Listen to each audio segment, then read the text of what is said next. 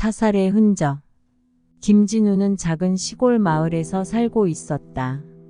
그는 수년 동안 이곳에서 평화롭게 지냈지만 어느 날 밤 마을은 한 사건으로 인해 충격에 빠졌다. 마을의 가장 부유한 사람이자 존경받는 인물인 박재환 씨가 칼에 찔려 사망한 것이다. 진우는 마을 주민들과 함께 재환 씨의 사망 소식을 들었다. 모두가 놀랐다. 재환 씨는 항상 마을을 도왔고 사람들이 그를 존경했다. 하지만 그의 집에서 발견된 사체는 잔인하게 찔린 흔적이 여러 군데 있었다. 경찰은 이 사건을 타살로 간주하고 수사를 시작했다. 마을 사람들은 서로를 의심하기 시작했다. 그 누구도 이 작은 마을에서 이런 끔찍한 일이 일어날 것이라고 생각하지 못했다. 하지만 증거는 명확했다. 재환 씨의 집에서 발견된 칼에는 그의 피가 묻어 있었고 집 내부에는 누군가와 싸운 흔적이 남아 있었다. 진우는 이 사건에 관심을 가지기 시작했다. 그는 재환 씨와 가까웠던 몇 안 되는 사람 중 한 명이었다. 그들은 함께 낚시를 하고 가끔씩 저녁 식사를 함께 했다. 진우는 재환 씨가 왜 이렇게 끔찍하게 죽었는지 이해할 수 없었다. 경찰 수사가 진행되면서 몇몇 의심스러운 점들이 드러났다. 재환 씨의 재산을 노리고 접근한 사람들이 있었다는 것이었다. 특히 그의 사촌 동생인 이강호는 최근에 재환 씨와 자주 다투고 있었다는 것이 밝혀졌다. 경찰은 강호를 의심했지만 그에게는 사건 당시에 알리바이가 있었다. 진우는 이 수수께끼를 풀려고 노력했다. 그는 재환 씨의 집을 살펴보고 그의 물건들을 조사했다. 그런데 그 과정에서 그는 재환 씨의 일기장을 발견했다. 그 일기장에는 재환 씨가 최근에 누군가에게 협박을 받고 있다는 내용이 담겨 있었다. 그러나 그 협박자가 누구인지는 정확히 밝히지 않았다. 진우는 이 일기장을 경찰에 제출했다. 그러나 경찰은 이 일기장에 큰 관심을 보이지 않았다. 그들은 이미 강호를 주목하고 있었고 그에게 사건을 묻기로 했다. 하지만 진우는 그 일기장의 내용이 중요하다고 생각했다. 그는 재환 씨가 누구에게 협박을 받았는지 찾아내기로 결심했다. 그는 마을 곳곳을 돌아다니며 재환 씨와 자주 어울리던 사람들을 찾아갔다. 그러다 그는 재환 씨가 최근에 어떤 부동산 투자에 관여했다는 사실을 알게 되었다. 그 투자에는 수많은 돈이 오갔고 그 과정에서 많은 사람들이 재환 씨에게 적대감을 가졌을 수 있었다. 진우는 이 정보를 경찰에 제공했다. 경찰은 새로운 수사 방향을 검토했고 그 부동산 투자에 관련된 몇몇 사람들을 조사하기 시작했다. 그런데 그 과정에서 예상치 못한 일이 일어났다. 경찰은 재환 씨가 사망하기 직전에 그 투자와 관련된 중요한 문서를 파기하려 했다는 사실을 알게 되었다. 경찰은 그 문서를 복구하고 거기서 이강호의 이름이 여러 번 언급된 것을 발견했다. 이는 강호가 사건과 연관되어 있을 가능성을 높였다. 하지만 또 다른 사실이 드러났다. 문서에는 진우의 이름도 있었다. 그는 재환 씨와 투자에 관여한 적이 없었는데 그의 이름이 언급된 것은 매우 의심스러웠다. 결국 진우가 경찰의 주요 용의자로 떠올랐다. 경찰은 그에게 사건에 대해 물었지만 진우는 자신은 아무것도 모른다고 주장했다. 그러나 모든 증거는 그를 가리키고 있었다. 그리고 사건의 진실이 밝혀졌을 때 마을 사람들은 충격에 빠졌다. 진우는 재환 씨의 죽음에 직접적으로 관여하지 않았지만 그가 사건의 일부였다는 사실이 드러났다. 그는 재환 씨의 투자에 관한 정보를 누군가에게 전달했고 그 정보가 재환 씨의 죽음으로 이어진 것이다. 그는 자신이 우연히 사건에 연루된 줄 알았지만 그가 제공한 정보가 재환 씨의 생명을 앗아갔다는 사실을 깨달았다. 이로써 진우는 자신이 의도하지 않았더라도 타인의 죽음에 간접적으로 책임이 있다는 사실을 받아들여야 했다. 그로 인해 마을은 큰 충격에 휩싸였고 사람들은 더 이상 서로를 신뢰하지 않았다. 이제 마을은 의심과 불신의 분위기로 변해가고 있었다. 침입자의 형상. 시골의 작은 마을 이곳에서 박민수는 오래된 집에 홀로 살고 있었다. 이 집은 그의 조부모가 살던 곳으로 그는 이곳에서 자랐다. 그러나 마을에서 떠나 도시로 간 후 부모님이 돌아가시면서 이 집을 유산으로 받았다. 그는 다시 고향으로 돌아와 조용한 삶을 살고 있었다. 어느 날 밤 민수는 침대에 누워 책을 읽고 있었다. 창밖에는 바람이 강하게 불고 있었고 나뭇가지가 창문을 때리는 소리가 들렸다. 그는 이런 소리에 익숙했지만 그날은 유난히 이상한 느낌이 들었다. 바람 소리 사이로 마치 누군가가 집 안에서 걸어다니는 듯한 소리가 들렸다. 그는 긴장하며 집 안을 살펴보았다. 그러나 아무도 없었다. 그는 창문을 잠그고 다시 침대에 누웠다. 그러나 소리는 계속되었고 점점 더 가까워졌다. 민수는 두려움을 느꼈지만 이것이 단순한 바람 소리일 거라고 생각하려 했다. 그러나 소리는 점점 더 분명해졌다. 그는 결국 침대에서 일어나 집 안을 확인하기로 했다. 집 안을 돌아다니던 그는 부엌에 도착했다. 그리고 그곳에서 피 묻은 칼을 발견했다. 그것은 마치 누군가가 최근에 사용한 것처럼 보였다. 그는 공포에 휩싸여 칼을 집어들었지만 그 순간 뒤에서 누군가가 그를 공격해 왔다. 그는 몸싸움을 벌이며 공격자를 보려고 했지만 형체는 어둠 속에 가려져 있었다. 민수는 힘겹게 공격자를 밀쳐냈지만 공격자는 다시 일어나 그를 공격하려 했다. 그는 칼을 휘둘러 공격자를 막으려고 했지만 공격자는 너무나 빠르게 움직였다. 그는 거실로 도망치며 경찰에 전화를 걸려 했지만 휴대전화는 어디에서도 찾을 수 없었다. 마치 누군가가 미리 숨겨둔 듯한 느낌이었다. 민수는 거실에서 몸싸움을 이어갔다. 그는 공격자의 얼굴을 보려고 했지만 어둠 속에서는 아무것도 보이지 않았다. 그러나 공격자의 눈은 붉게 빛나고 있었다. 그는 이 이상한 현상을 보며 이것이 인간이 아닐 수 있다는 생각이 들었다. 그는 칼을 휘둘러 공격자를 다시 밀쳐냈다. 공격자는 잠시 멈추었지만 곧 다시 그를 향해 다가왔다. 민수는 집에서 도망치려고 했지만 모든 문은 잠겨 있었다. 그는 창문을 깨려고 했지만 창문은 깨지지 않았다. 그는 이제 자신이 이 집에서 벗어날 수 없다는 것을 깨달았다. 그는 칼을 휘두르며 공격자를 막으려고 했지만 공격자는 마치 형체가 없는 듯한 움직임을 보였다. 그는 점점 더 피로해졌고 공격자는 점점 더 강하게 그를 공격해 왔다. 민수는 이제 자신이 이 상황에서 벗어날 방법이 없다는 것을 깨달았다. 마지막으로 그는 칼을 휘둘러 공격자를 향해 달려갔다. 그러나 공격자는 민수의 몸을 피하며 그의 뒤로 돌아갔다. 민수는 공격자를 보려고 했지만 그 순간 그는 바닥에 쓰러졌다.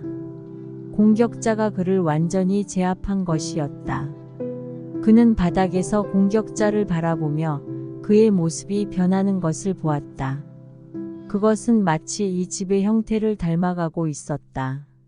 그는 이제 자신이 이 집의 일부가 될 것이라는 것을 깨달았다. 공격자는 더 이상 형체가 아니었다.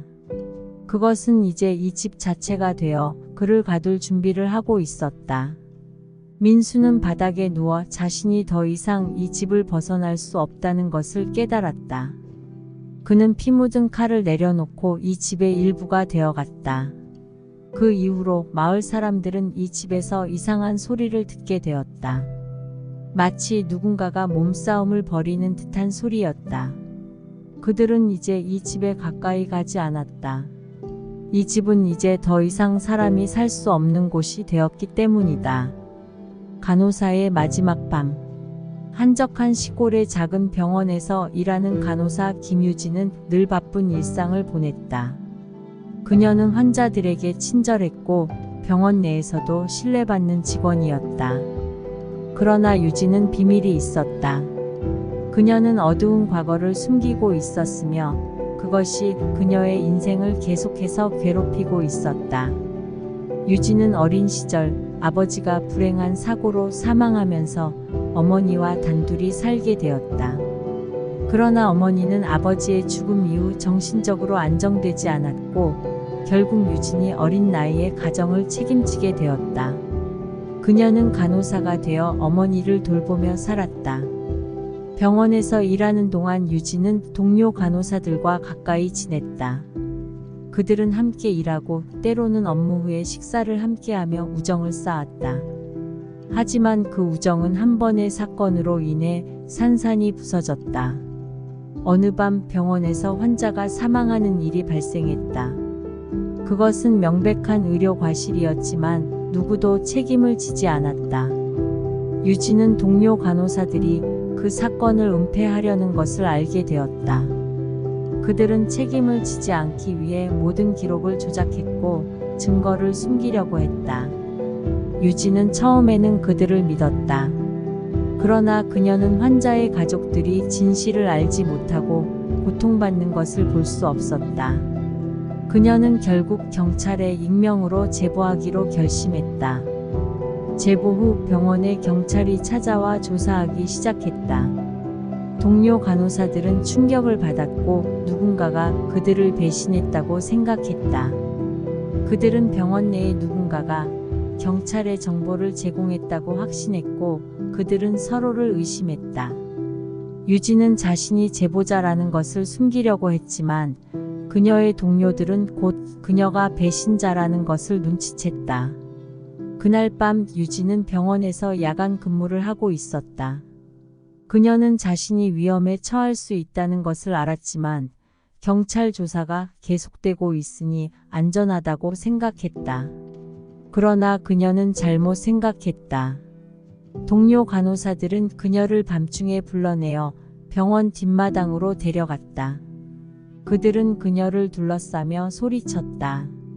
왜 우리를 배신했어?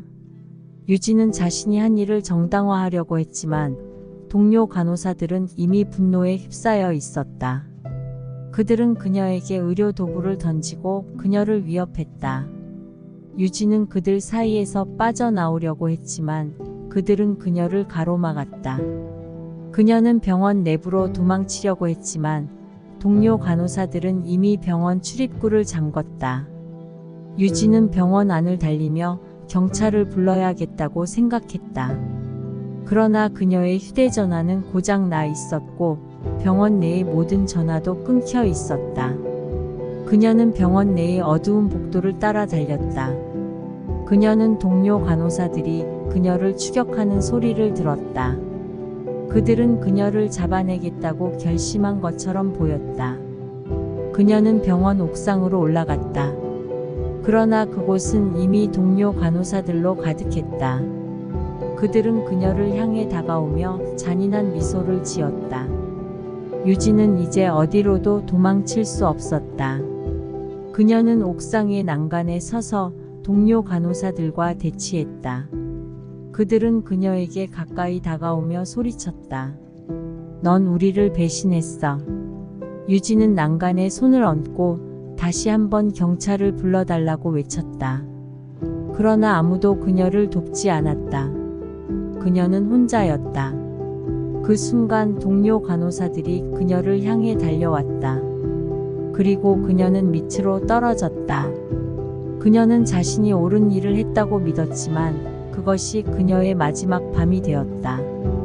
경찰 조사는 계속되었지만 유진이 배신자로 몰려 사라진 사건은 기록에 남지 않았다. 병원에서는 모든 것이 정상적으로 돌아가는 것처럼 보였다. 그러나 그날 이후 병원 직원들은 밤이 되면 간호사의 울음소리를 들었다. 그것은 유진이 마지막으로 외친 소리였고 이제 병원 안에 영원히 남아 있었다. 검은색 승용차. 김준호는 늦은 밤 회식을 마치고 집으로 돌아가는 길이었다. 그는 회사에서 중요한 일을 맡고 있었기에 매일같이 늦게까지 일했다. 하지만 그날은 특히 피곤했다. 회식에서 마신 술 때문인지 그의 눈꺼풀이 무겁게 내려앉았다. 그는 택시를 타고 집으로 향하면서 잠이 들지 않도록 애써 눈을 깜박였다. 택시는 도시의 어둠 속을 달리고 있었다. 창밖을 바라보던 준호는 길가에 서 있는 검은색 승용차를 보았다. 그것은 오래된 모델이었지만 깨끗하게 관리된 듯 반짝였다. 그러나 그 차는 이상하게도 주차등이 켜져 있지 않았다. 준호는 그 차를 지나치며 아무 생각 없이 눈을 감았다. 그는 택시에서 내려 집으로 들어갔다. 그러나 그날 밤 그는 이상한 꿈을 꾸었다. 꿈속에서 그는 어두운 길을 걷고 있었다. 그런데 멀리서 자동차 엔진 소리가 들렸다. 그는 뒤를 돌아보았지만 아무것도 보이지 않았다. 엔진 소리는 점점 더 가까워졌고 그는 점점 더 두려워졌다. 그 순간 검은색 승용차가 그의 앞에 나타났다. 준호는 깨어났다. 이마에 땀이 흐르고 있었다. 그는 그냥 꿈이라고 생각하고 다시 잠을 자려 했다. 그러나 엔진 소리는 여전히 그의 귀에 맴돌았다. 그는 집안을 돌아다녔지만 아무것도 보이지 않았다. 그제야 소리가 머릿속에만 울리고 있다는 것을 깨달았다. 다음 날 그는 회사로 향했다. 일은 바빴지만 전날 꿈꾼 검은색 승용차가 계속 그의 머릿속을 맴돌았다. 그는 그 차를 잊으려고 노력했지만 그의 뇌리에는 계속 그 차의 이미지가 떠올랐다. 그의 동료들은 그가 평소보다 더 피곤해 보인다고 말했다. 그날 밤 준호는 다시 꿈을 꾸었다. 이번에는 검은색 승용차가 그를 따라다니고 있었다. 차 안에서는 아무도 보이지 않았지만 차의 엔진 소리는 계속해서 그를 쫓아왔다. 그는 도망치려고 했지만 발이 움직이지 않았다. 차는 점점 가까워졌고 그는 소리치려 했지만 목소리가 나오지 않았다. 그는 깨어나자마자 창밖을 내다보았다. 그런데 그의 집 앞에 검은색 승용차가 주차되어 있었다. 그는 경악했다. 그 차는 분명 꿈속에서 보았던 바로 그 차였다. 그는 겁에 질려 다시 집 안으로 들어갔다. 하지만 집 안에도 안전함을 느낄 수 없었다. 차의 엔진 소리가 계속해서 들렸기 때문이다. 그는 경찰에 신고하려 했지만 전화는 연결되지 않았다. 그는 집 안을 둘러보며 탈출할 방법을 찾았다. 그런데 집의 모든 문이 잠겨 있었다. 그는 두려움에 떨며 다시 꿈을 꾸려고 눈을 감았다. 하지만 눈을 감자마자 그는 다시 그 길을 걸어가고 있었다. 그리고 검은색 승용차는 그의 뒤에서 점점 더 빠르게 다가오고 있었다. 그는 꿈속에서 차에게 잡힐 것 같은 두려움을 느꼈다. 차는 그의 곁을 스쳐 지나가며 윙윙거렸다. 그리고 차의 창문이 내려가며 안에서 나온 검은 손이 그의 팔을 잡았다. 그는 비명을 지르며 깨어났다. 하지만 이번에는 현실에서도 그 검은 손이 그의 팔을 잡고 있었다. 준호는 몸을 빼려고 했지만 검은 손은 그의 팔을 꽉 잡고 있었다. 그는 집에서 나가려고 발버둥 쳤지만 집은 이제 출구가 없는 덫이 되어 있었다.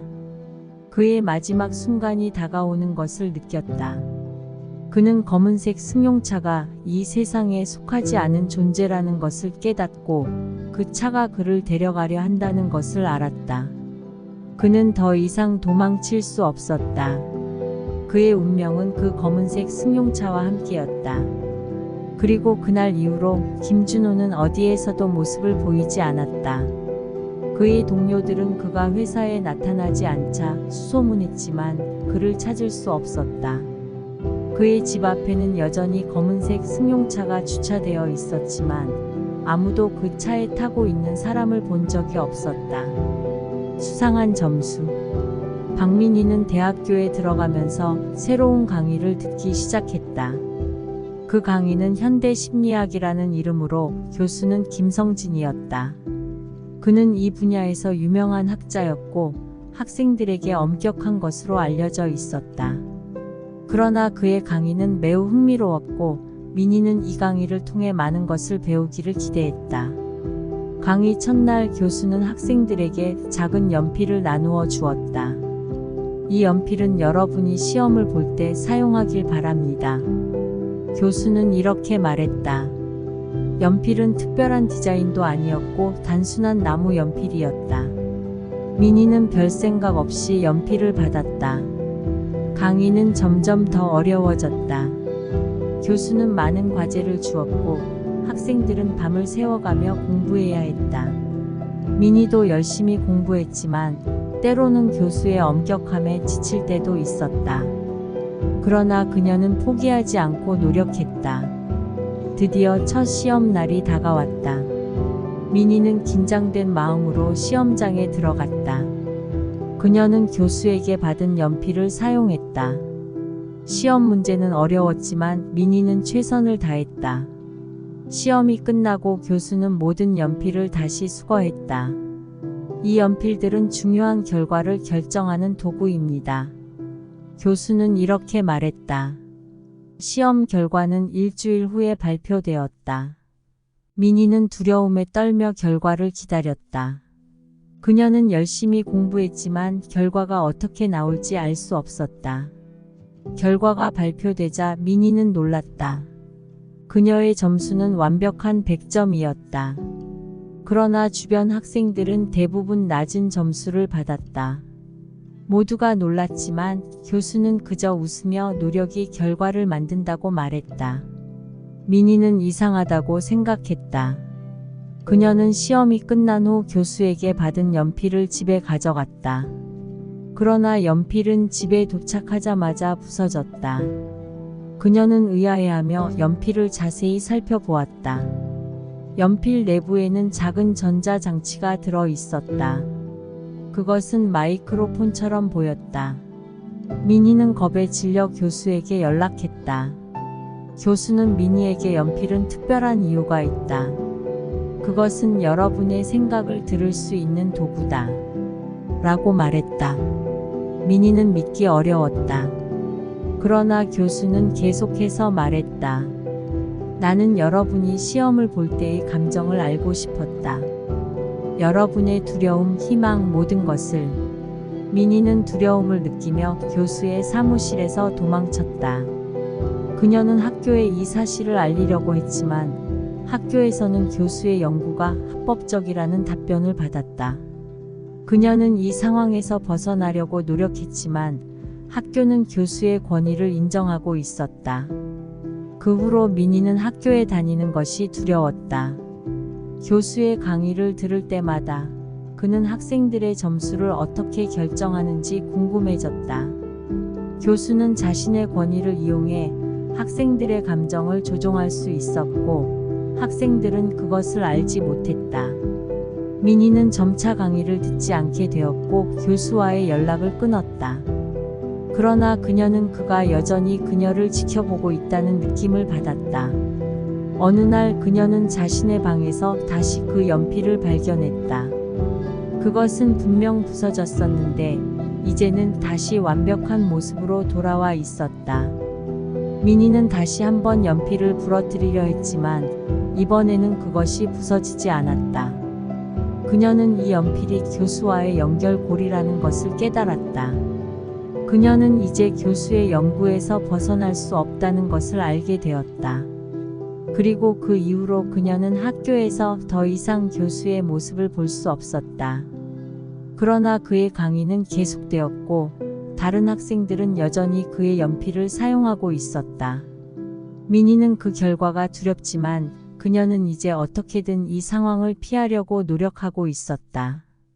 토끼 인형과 여자아이. 한적한 시골 마을에 김지훈이라는 남자가 살고 있었다. 그는 성공한 비즈니스맨으로 항상 깔끔한 정장을 입고 일하러 나갔다. 지우는 자신이 일하는 도시에서 멀리 떨어진 이 마을을 좋아했다. 그곳에서는 누구도 그의 사생활을 방해하지 않았기 때문이다. 그는 고급 자동차를 타고 마을과 도시를 오가며 매일같이 분주한 일상을 보냈다. 어느 날 지우는 일에서 돌아오던 길에 이상한 것을 발견했다. 그의 집 앞에 작은 토끼 인형이 놓여 있었다. 그것은 하얀색의 귀여운 디자인이었지만 누군가 오랫동안 버려둔 듯한 모습이었다. 지우는 무시하고 집으로 들어갔다. 그러나 다음날 아침 그 인형은 다시 그의 집 앞에 놓여 있었다. 지우는 이웃들에게 물어보았지만 아무도 그 인형에 대해 아는 바가 없었다. 그는 이상하게 생각했지만 대수롭지 않게 여겼다. 그러나 인형은 계속해서 그의 집 앞에 나타났다. 때로는 그의 자동차 위에, 때로는 그의 정원에. 그는 점점 더 불안해지기 시작했다. 마치 누군가가 그를 감시하고 있는 듯한 느낌이 들었다. 어느 날 지우는 인형을 버리기로 결심했다. 그는 인형을 쓰레기 봉투에 넣고 마을 쓰레기장으로 가져갔다. 하지만 다음날 인형은 다시 그의 집 앞에 나타났다. 이번에는 인형의 눈이 조금 다르게 보였다. 마치 누군가가 인형을 통해 그를 바라보고 있는 듯했다. 지우는 두려움에 휩싸여 마을의 경찰서에 찾아갔다. 경찰은 그에게 인형을 가져오라고 했지만 인형은 이미 그의 집 앞에서 사라졌다. 경찰은 그가 상상하는 것이라고 생각하고 돌아가라고 말했다. 지우는 좌절했지만 인형이 사라진 것에 안도감을 느꼈다. 그러나 그날 밤 지우는 자신의 집에서 이상한 소리를 들었다. 마치 어린아이의 웃음소리였다. 그는 집안을 돌아다녔지만 아무도 없었다. 그러다 그는 거실에 돌아와 다시 토끼 인형을 발견했다. 인형은 이제 그의 집 안에 있었다. 그는 인형을 집어들고 다시 쓰레기장으로 가져가려고 했지만 인형은 그의 손에서 떨어지지 않았다. 그는 인형을 내려놓고 집 밖으로 나가려 했지만 문은 잠겨 있었다. 그는 모든 창문을 열려고 했지만 아무것도 열리지 않았다. 마치 집이 그를 가두고 있는 듯했다. 그는 다시 인형을 들고 정원으로 나갔다. 그때 그는 인형이 여자아이의 목소리로 말을 하는 것을 들었다. 아저씨, 왜 나를 버렸어요? 그 목소리는 마치 인형 안에 영혼이 들어있는 듯했다. 지우는 두려움에 떨며 인형을 던졌지만 인형은 다시 그의 발치로 돌아왔다. 그는 이 상황에서 벗어나려 했지만 모든 문은 여전히 잠겨 있었다. 그는 집안을 돌아다니며 인형의 비밀을 찾아내려고 했다. 그는 오래된 상자를 발견하고 그 안에서 낡은 사진 한 장을 발견했다. 그 사진에는 자신이 정장을 입고 있는 모습과 함께 작은 여자아이가 토끼 인형을 들고 있는 모습이 담겨 있었다. 그는 기억하지 못하는 순간이었지만 사진 속의 여자아이의 눈은 인형의 눈과 똑같았다. 지우는 이때서야 그 여자아이와의 약속을 기억했다. 그녀는 오래전에 사라졌고 그는 그녀의 인형을 잃어버렸다. 그 후로 그는 그 사건을 잊으려고 했지만 인형은 그의 기억을 다시 깨우려는 듯 그의 집에 돌아왔다. 인형의 목소리가 다시 들렸다. 아저씨, 왜 약속을 잊었어요? 그는 이제 더 이상 도망칠 수 없다는 것을 깨달았다.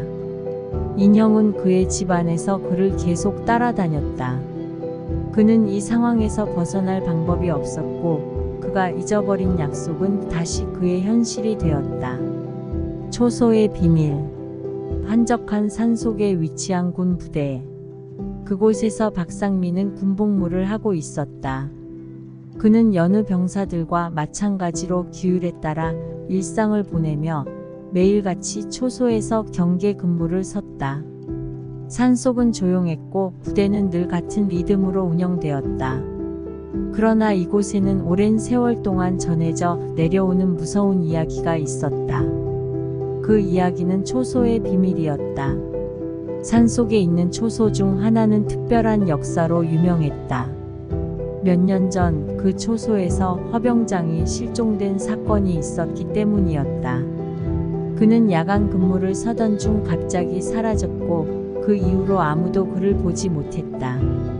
부대는 실종 사건에 대해 철저히 조사했지만 아무런 흔적도 발견할 수 없었다.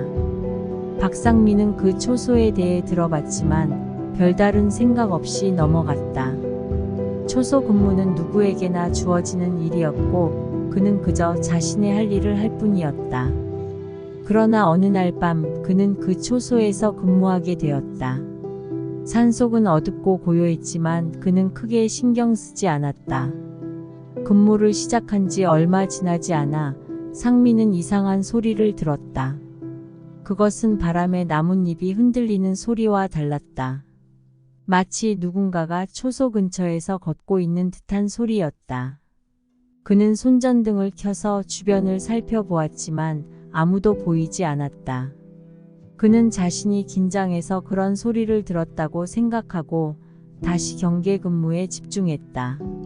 그러나 소리는 점점 더 가까워졌다. 상민은 이번에는 분명히 누군가가 초소를 향해 걸어오는 것을 느꼈다. 그는 무전기로 다른 병사들에게 보고하려 했지만 무전기는 작동하지 않았다. 마치 초소 안에서 신호가 차단된 듯했다. 그는 당황했지만 초소를 떠나지 않기로 결심했다. 규율을 어기는 것은 엄격하게 금지되어 있었기 때문이다.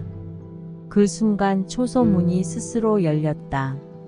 상민은 놀라서 문을 닫으려 했지만 문은 꼼짝도 하지 않았다. 바람이 불고 있었지만 그 바람이 문을 열 정도로 강하지는 않았다.